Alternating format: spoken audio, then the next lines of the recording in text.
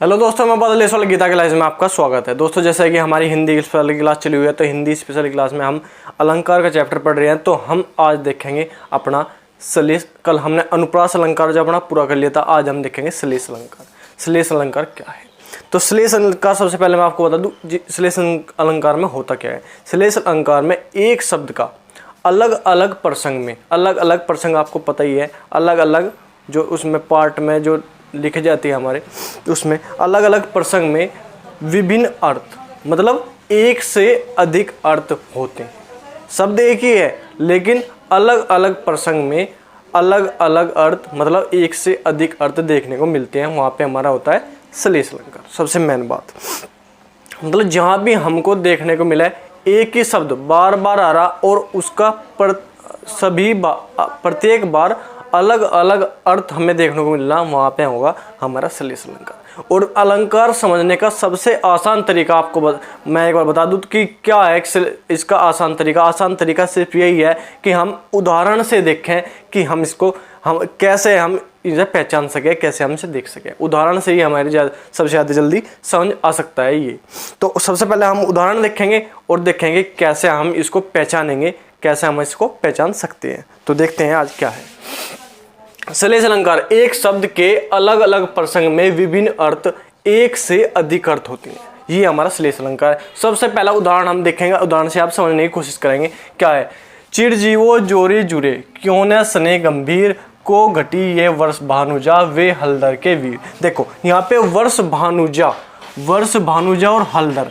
वर्ष भानुजा को अगर हम देखें तो वर्ष भानुजा अगर हम एक तरीके से देखें, अगर राधा जी की बात करें, हम राधा जी और कृष्ण जी की बात करें तो वर्ष भानुजा हम राधा जी को बोलेंगे। और अगर गाय और बैल की बात करें तो वर्ष भानुजा हम गाय को बोलेंगे। हो गए दो अलग अलग जो है प्रसंग में हमारे दो इसके अर्थ हो गए।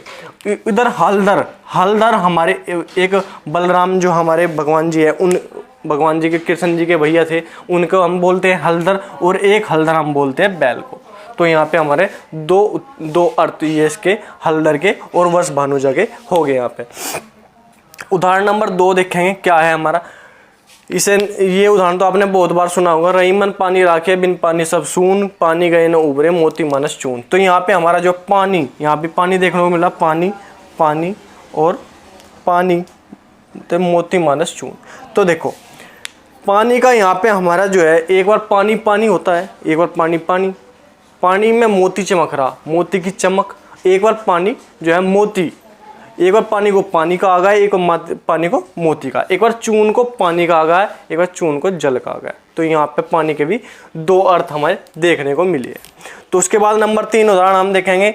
रहीमन जो गति दीप की, कुल कपूत गति सोए, बारे उजियारे लगे, बड़े अंधेरा होए।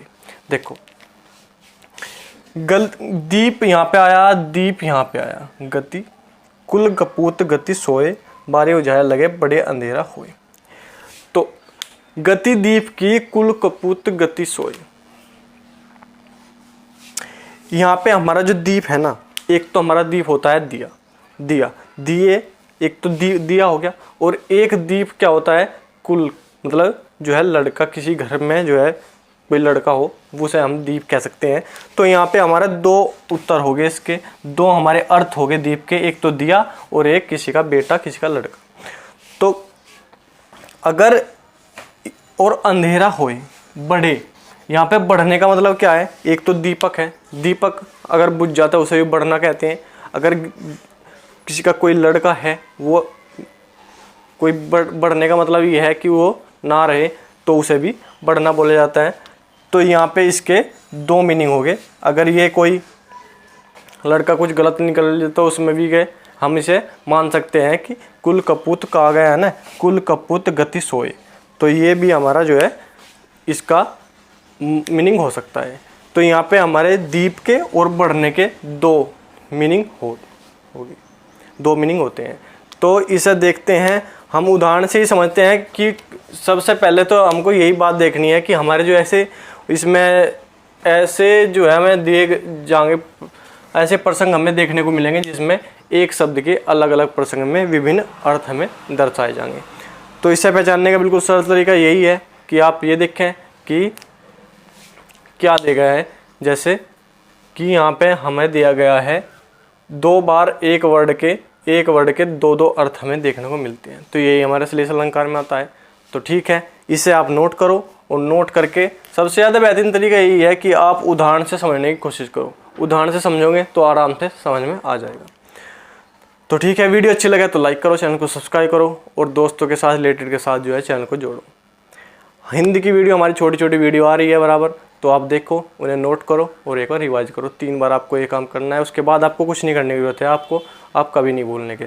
श्लेष अलंकार हो, अनुप्रास अलंकार हो, आप ये स्टेप बाय स्टेप आप सीखते चले जाएंगे। ये नहीं है कि इतने दिन में होगा, धीरे धीरे सीखोगे, थोड़े थोड़े सीखोगे तो आराम से समझ में। आज कल अनुप्रास अलंकार पढ़ा, आज श्लेष अलंकार पढ़ रहे हैं हम, तो श्लेष अलंकार में भी आपको आराम से समझ में आ गया हो कि क्या समझने की कोशिश की है हमने।